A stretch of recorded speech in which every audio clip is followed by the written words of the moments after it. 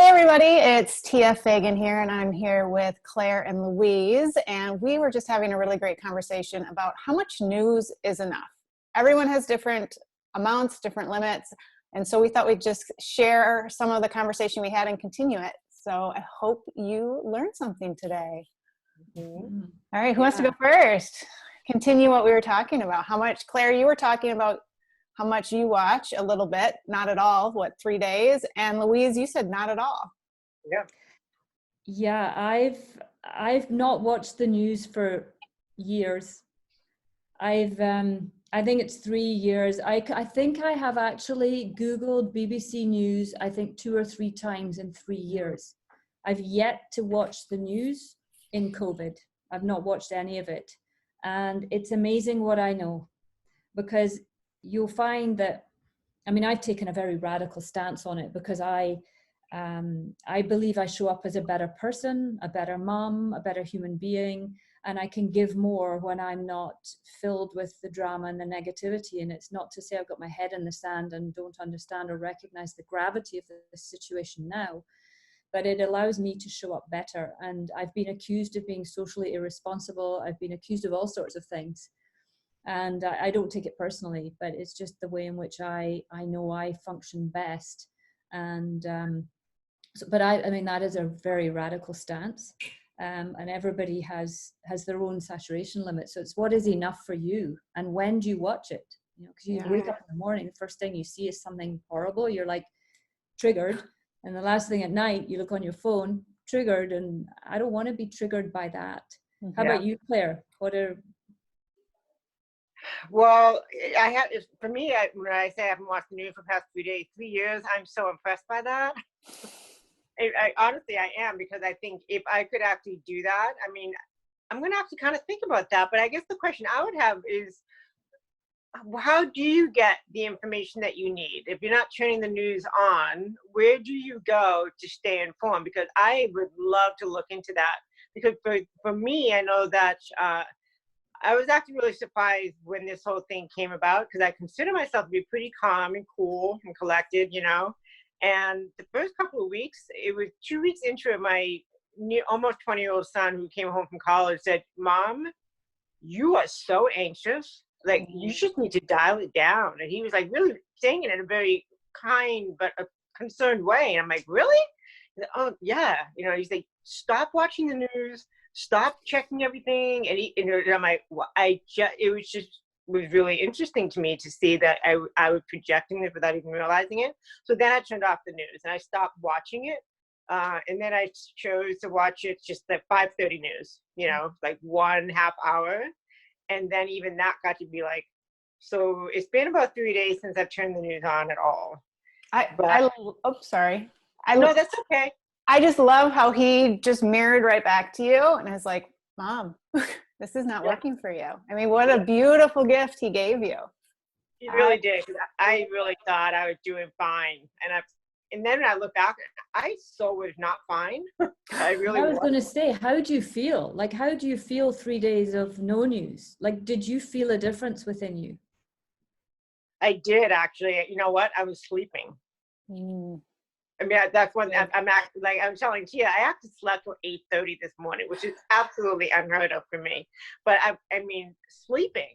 So it was really interesting. I think everything just kind of calmed down within me. Like, I just think that just the inner angst, you know, just revved up, if you will, not really realizing that was actually happening. Wow. It's so funny, Claire, you asked me, you say, how do I know? I don't, but I'm okay not knowing. Because everything anyone tells me that's going on, I'm like, it doesn't actually change what I'm doing in the day.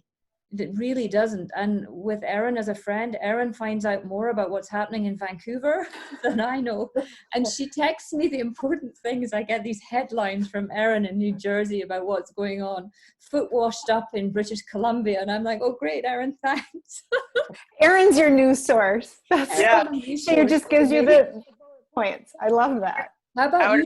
She's a trusted news source too, though, right? That's true. That's true. I think I'm kind of I don't watch news just because it's so portrayed and presented based on their own viewpoint. So for me, at least that's how I feel about it. I'm not a big news watcher. I do still read articles, and I try to, oftentimes I see the headline and I read, a couple sentences and like, okay, I got enough information to be informed, but I don't need all of the details and the twists and the turns. So I try to critically read the news, if that makes sense. So I do usually check in every day with various articles, that may show up on Facebook with that friend share. And then I do try to kind of look at a couple different angles as well, just so I can have the wider view. But I do know when I have enough, whether it's in a specific article that I'm reading or whether it's enough for the day, because I start to feel myself kind of knock off my kilter. And some days I don't look at all. It just depends on the day. Yeah. So it's really tapping in on what I need in the moment. Yeah. And it's interesting because I see it. I'm on Facebook for my work, so I see stuff in the feed, and I do hear of things. My kids tell me, my husband tells me. So I actually do have more of a grip on it than you would believe or imagine, given I really don't take an active part in seeking it for myself. But It's interesting. About 2 weeks ago, something came up on Facebook, and I looked at it, and I clicked on it.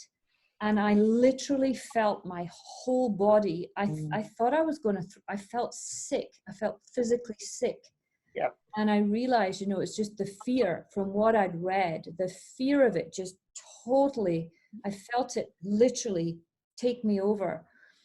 And I don't believe that's a good place for me to be operating from, because, I know that I was listening to a chiropractor actually talk about this. And he said, when you go into your limbic response and fight, flight, or freeze, which is what I felt happening. Yeah. When you're in fear, he said on a cellular level, every cell in your body is flooded with cortisol and stress hormones, and that actually suppresses your immune system.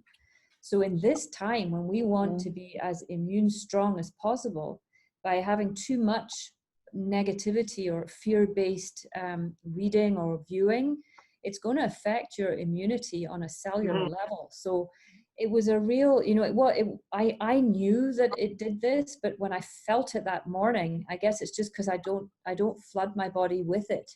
And I haven't for years, but it was quite a shocking feeling for me. And I'm by no means running away from it. And I'm, as I said, I don't have my head in the sand, but it was good to actually experience. Yeah. And just knowing what that feels like in your body, because that's when I know I have enough. I'm like, ooh, if I start to feel anything, that rise, that heat, all of a sudden I narrow focus, and it's like, you need to pull back. And some days I need a couple days. I mean, it just all depends. So I think it's that tapping into your body, because your body's telling you what you need and what you don't need. And that immune system, it's so true. Because if we are in a sympathetic nervous system state, that fight or flight, I mean, not only immune, but system and regulation there, but we're not self-regulating when we interact with our kids, so it only is going to peel over into our relationships with our children and in our family. Yeah. And for parents watching, it's important, I think, to recognize that constant stream of news flow into the energy in the space in the house, to have the news on all day, every day. And, I'm quite sure even 3 and 4 year olds know that the red block along the bottom of now, I'm quite sure it's regularly breaking news, breaking news, breaking news, breaking news. It's just heightening everyone's reactivity and limbic fight, flight, or freeze system. So, how much is enough? What is enough? Right. When do you watch it?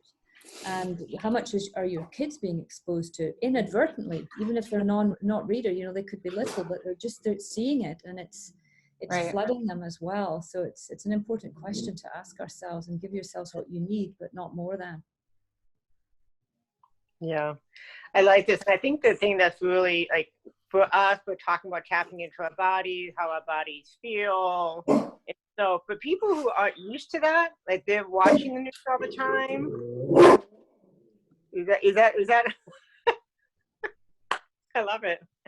What I guess what I wanted to offer to parents who might be watching me, like, how do you, they're tapping into your body, how your body feels, they may not be used to doing that, and how do they even know? Because kind of like what I was saying, like, I'm used to kind of like doing my journaling and being aware of how I'm feeling. And I wasn't even aware for 2 weeks of how stressed and anxious I was, so one of the things might be to kind of regularly, like even setting an alarm on your phone, putting posters stuff, like just check in with yourself and like literally like pay attention. How is your body feeling? Do you feel sick to your stomach? Are your shoulders tight? Are you finding your jaw clenched? Are you just anxious? And asking yourself on a regular basis throughout the day, how you actually are feeling. And then when you start to note that, then you can start asking those questions like, what do I need to do to calm myself down? What might it be? What might that be? Could it be the news? All the information scrolling through Facebook, or Instagram? Where are you spending your time? So when we were first going to be talking, maybe it would be like, what are we doing to take care of ourselves? And I would have to say, especially since my son brought that to my attention, that is something that I've been trying to do regularly, like just ongoing checking in with how I'm feeling, and like I am not doing so great right now. What do I need to do? Like, I'm gonna go stand outside for a minute, or whatever that might be, right? Or actually, I haven't eaten anything yet today. I think I'll go eat. Like paying attention to what's happening right now for you. Exactly. Yeah. Sorry about the dog interaction. It was so cute. He's still a little excited, but that's all right. Yeah. It's life, right? It's the quarantine life. Exactly. Yes. Well, this has been fantastic. Thank you guys for showing up, sharing tips, and I'll be curious to hear. Maybe people can comment below. How much news are they watching, or are they going to look at it differently? And maybe if you are watching it, take a day off. Yeah. And see what you notice. See what changes in yourself, and see what changes in your family. Definitely. Yeah, it'd be great to get a conversation in the boxes below as to how much is enough and what is too much, and when do you watch, and do a 24-hour detox and see how you feel, see how you sleep. Yes. Right. And know that it's okay it's okay not to watch. And take it, trust me, take it from me, you will hear. Exactly. Everyone needs their own Aaron, right? Exactly. All right. Thank you. All right. Thanks, everyone. Nice to chat. Yeah, you too.